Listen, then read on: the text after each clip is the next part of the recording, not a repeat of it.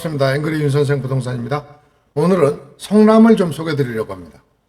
제가 이제 최근 저평가되어 있으면서 앞으로 향후 전망이 밝은 곳들을 이렇게 소개해 드리고 있는데 그 중에 하나 성남을 빠뜨릴 수가 없습니다. 성남 하면요. 저 개인적으로 굉장히 연이 깊은 곳입니다. 왜냐하면요. 제가 이제 강남 쪽에 있는 그 고등학교를 다닐 때 제 친구가 성남에 사는 친구가 하나 있었습니다. 그래서 이 친구가 이제 수진동 근처에 살았는데요. 그래서 이제 저녁에 학교를 마치면 성남이 이제 아무래도 물가도 싸고 뭐 놀 곳도 많고 하니까 놀러 왔던 기억이 납니다. 거기 그 당시에 가면 말이죠.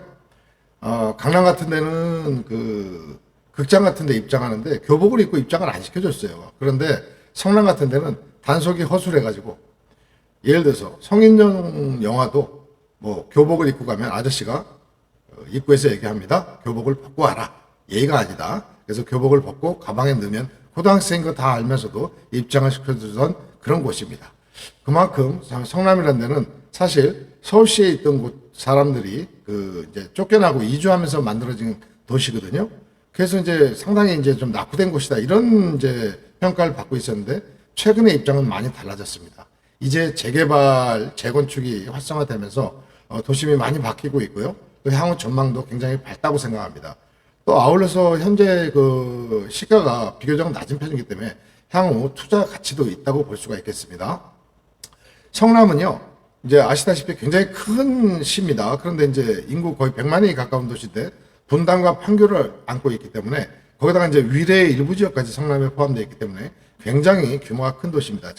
제가 오늘 이제 설명드리려고 하는 곳은 분당, 판교, 위례를 뺀 구성남 지역을 한번 말씀드려 보려고 합니다.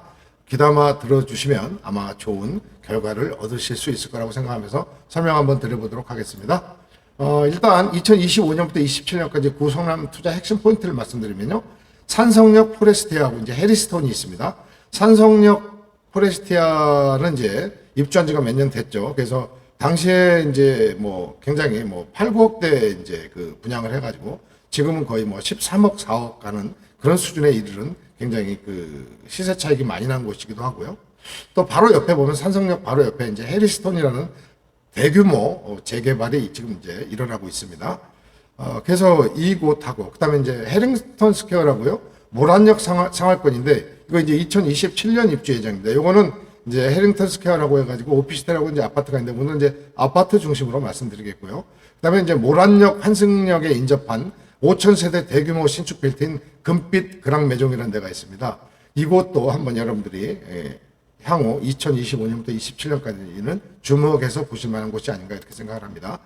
지금 현재 이제 단지별 시세라든가 타임라인을 보면요. 여기서 나오는 이제 산성역 해리스톤하고 해링턴 스퀘어는 아직 입주를 안 했기 때문에 분양가 기준이고요.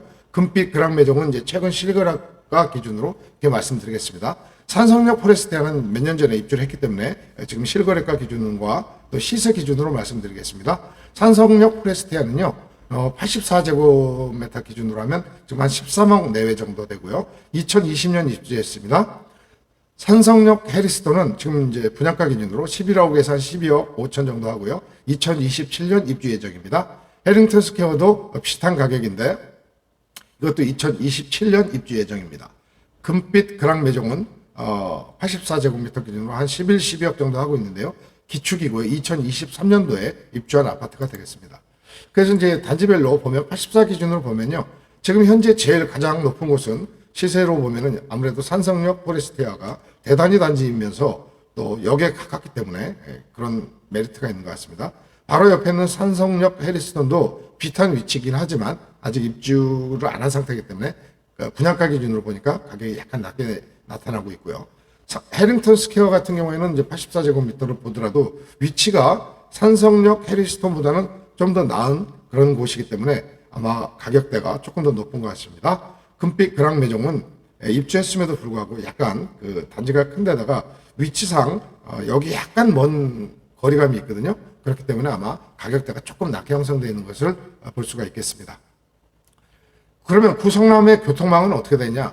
위례선 트램이 이제 2026년도 이제 개통하기로 되어 있습니다. 그래서 이게 이제 그럼 위례선은 뭐 성남하고 무슨 관계냐? 그게 아니고요. 8호선 남이래역하고 이제 연결이 되거든요. 그러면 이게 만약에 이제 연결이 되면 북쪽으로 가면은 거여 마천역까지 연결이 돼 있고요. 중간에 또 이제 복정역을 쉽게 갈 수 있기 때문에 이 교통망도 굉장히 중요한 요소가 될 수 있겠고요. 지금 이제 신속 예타가 진행 중인 그 위례 신사선이 되면 이건 뭐 말할 게 없습니다. 남이역에서 이제 아니면 또 그 기타 모란역에서 이제 이렇게 연결하는 곳이 있는데요. 모란역까지는 바로 연결은 안 됩니다. 그래서 장지역까지 이제 연결이 되겠죠. 이렇게 돼서 연결이 된다면 위례에서 강남까지 직결되는데 성남에 구성남에 있는 분들도 혜택을 볼 수 있는. 그래서 이제 이 위례 신사선은요, 우리나라의 강남 쪽의 모든 그 지하철 노선을 거의 다 크로스해서 거치게 되어 있기 때문에 모든 지하철의 혜택을 다 볼 수 있는 이런 곳이라고 할 수 있겠습니다. 8호선은 이제 모란에서 판교 연결 검토는 제가 지난 시간에도 한번 말씀드렸지만 그 예타 신청을 했다가 이제 떨어지고 다시 신청을 해놓은 그런 상태입니다. 그래서 약간 그 유동성이 있다고 볼 수가 있겠습니다.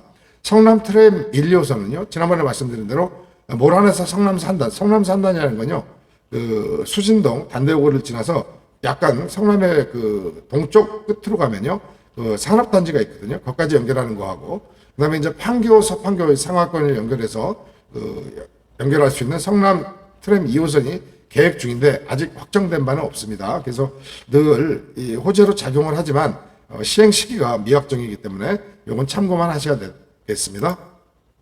그래서 이제 구성남을 투자할 때 생각하셔야 됐군요. 단기로 보면 아무래도 이제 기존에 있는 그 산성역이나 신흥역의 신축단지가 이제 안정적인 투자가 되겠습니다.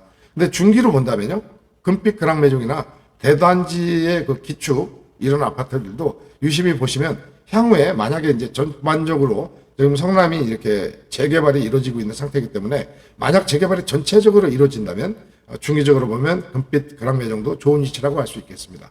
장기적으로 보면요, 지금 이제 재개발이 이루어지고 있는 신흥 3구역, 태평 3구역, 상대형 3구역 재개발 이런 것들이 뭐 굉장히 투자 전략이 있다고 볼 수 있겠습니다.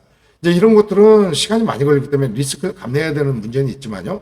기존에 제가 아는 분들도 이 성남에 웬만한 빌라 같은 거를 하나씩 갖고 계시다가 오래 참으신 분들은 이제 아파트로 다 이렇게 전환해서 그 하나씩 그 분양을 받으셨고요.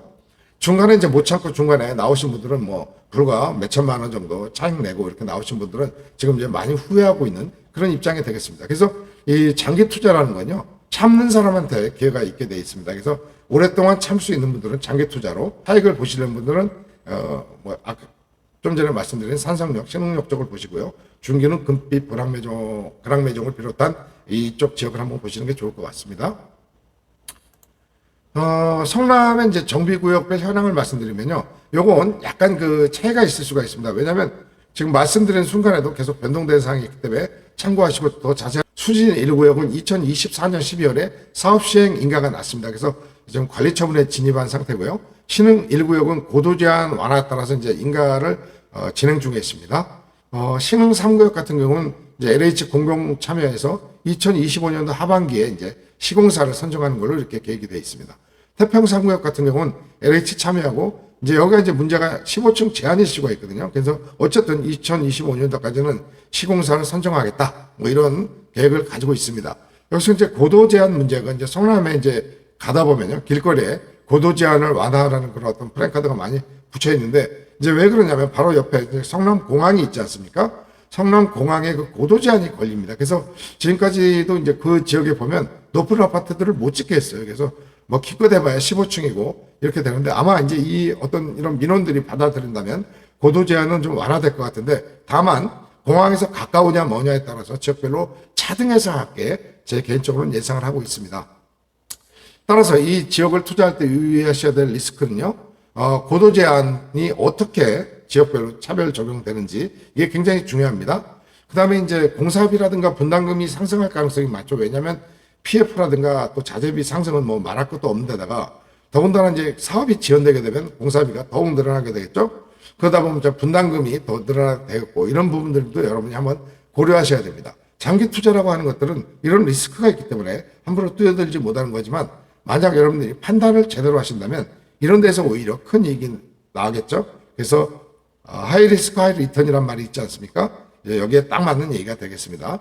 그런데 이제 이 재건축 재개발이라는 건 뭐 여러분도 아시겠지만 사업 지원 가능성은 언제나 있습니다. 조합 간의 갈등이 있죠. 또 뭐 인허가 과정에 또 무슨 어떤 또 민원이라든가 기타 여러 가지 이제 리스크가 있기 때문에 이런 부분들은 감수를 하셔야 될 것 같고요. 또 아시다시피 이제 금리라든가 세제 또 대출 규제 뭐 이런 것들이 늘 변하고 있기 때문에 이런 것들은 한번 여러분들이 고민하셔야 될 부분이 아닌가 싶습니다. 다만 성남이라는 데는 지금 이제 빠른 속도로 그 재개발 재건축이 일어나는 곳이다 보니까 지금 현재 이렇게 가서 보시면요.